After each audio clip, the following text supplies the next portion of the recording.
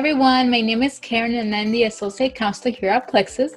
Welcome to the workshop on college/job interview do's and don'ts. In this workshop, I will guide you through different things that you should do and shouldn't do when you have a college or a job interview. And with that said, let's go ahead and get started. Let's start off with the do's.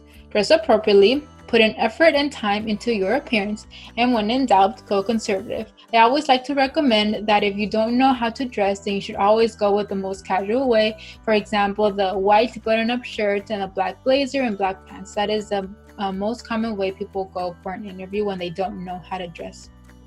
Let's move on with the don'ts. Dress too casual or inappropriately. Wear jeans or flip-flops. Disregard effort or time put into your appearance, or look disheveled. Of course, you should always try to look as professional as possible, whether that is a college or a job interview, because once they see you that you have put some effort into your appearance, then they will see that you will take being a student or that role seriously. Let's move on to professionalism. I know there's a lot of things on this list. I'm not going to go over every single one of them, but feel free to pause the video and you can go at your own pace so you can review everything that is on this list. Now, what a firm handshake looks like is that you are holding your hand straight towards the person, and when it comes to the handshake, you're sort of like squishing them and not too much. So that is what a firm handshake should look like. Maintain eye contact. You should always maintain eye contact, because if not, you will seem nervous. Arrive at least 10 minutes early. Arriving early always shows that you are serious and that you are committed. Whether that is for a job, it will show your commitment and will show that you will never be late. As for college, it will show that you are a serious student as well. Next, let's go with treat other people you encounter with courtesy and respect. Whether that is the front desk receptionist, maybe that is going to be the first person you encounter. You don't want to be rude towards them, because maybe they can inform the interviewer or the person who will be making your decision that you are rude, and they will evaluate that as the part as your application process. Now let's move on with the don'ts. First, we have rejecting a handshake. Of course, a handshake, as I mentioned before, is one of the first impressions that you will have with your interviewer. And rejecting a handshake does not look good. Maybe if they don't extend their hand at all for a handshake, maybe you should be the one that starts the handshake. Now let's go with arriving late. As I mentioned in the previous one, arriving early tends to show that you are committed and that you are a serious person when it comes to being a student, or it comes to the position that you are applying to. Badmouth anyone. You don't want to be rude to anyone. You don't want to be rude to the front desk receptionist. You don't want to be rude to anybody who works there who is not the person who is interviewing you as well. Let's go with calling the interviewer by the wrong name. You want to pay attention into what their name is. Maybe you should do your research beforehand to see what position they hold, maybe what more about the company as well, and listen and to help to pronounce their name, because you don't want to be confusing them for somebody else. Next, let's go with give the impression that you are only interested in the pay. This goes for mostly job, not college interviews. So if you're only interested in the pay, that means that you are not going to take this role seriously, and they don't want to see that as well.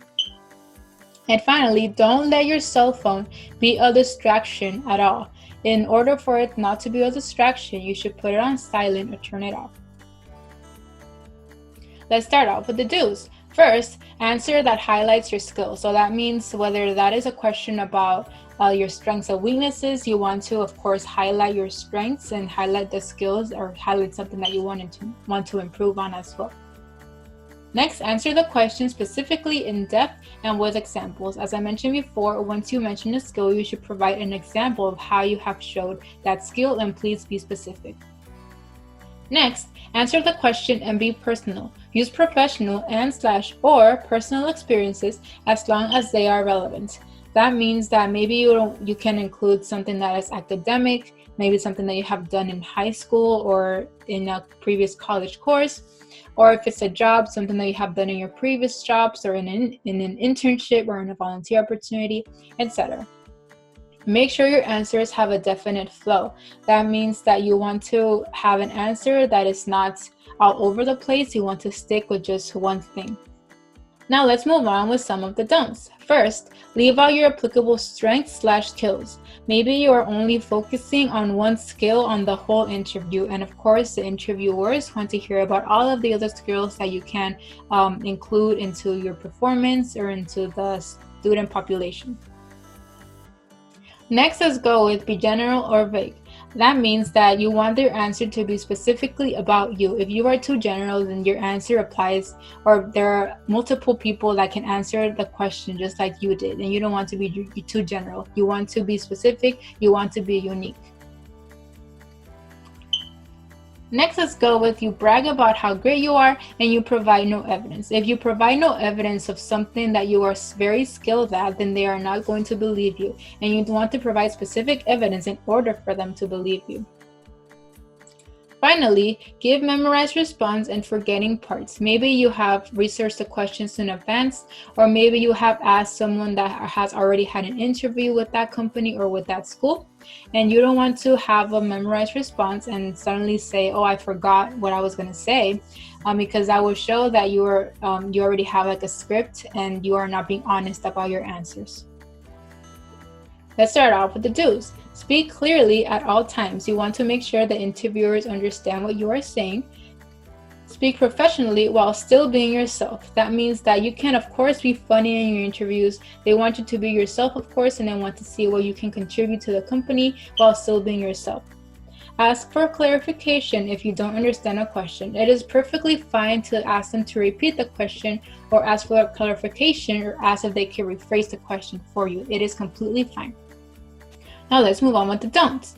You speak too quietly or too loudly. A good way to practice this is with your family members or with your friends, and they can see whether you are being too quiet or too loud or you are just right.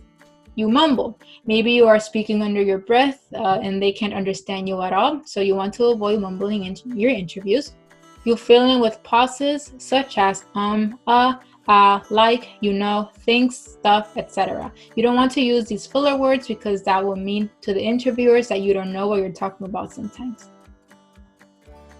What to do after the interview. First, make sure you understand the employer's next step in the hiring process. Know when and from whom you should expect to hear next. They will usually say this after the interview has ended, after you have answered all of the questions. Courteously, thank the interviewer or interviewers for the opportunity to interview you. Extend a handshake and exhibit enthusiasm. You already made a handshake in the beginning of the interview, so you should also exhibit a handshake at the end of the interview to thank them for their time. And finally, consider following up with them with a thank you note or an email of appreciation to the interviewers. You want to thank them for the time to interviewing you. And of course, this is something professional of you that you should do as well. And finally, consider following up with a thank you note or email of appreciation to the interviewer or interviewers. You already have their address because you probably traveled to them, and you probably already have their email because that's how you scheduled your interview. And this also shows professionalism from your part.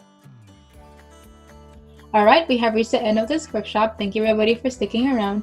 Before I leave, I would like to let you all know to please download our Plexus app. If you download our app, you'll be able to receive instant notifications. We would also very much appreciate it if you leave us a rating and a review on the App Store or Google Play. We very much appreciate any feedback you all can give us. Next, chat with my counselor if you have any questions regarding this video, or if you would like to reach out about your journey to higher education. We're always happy to help in answering all of those questions as well. And finally, check out our Plexus YouTube page for more college readiness workshops. Our Plexus YouTube page is called Plexus Social Media. Thank you everybody again, and I will see you all in the next workshop. Bye.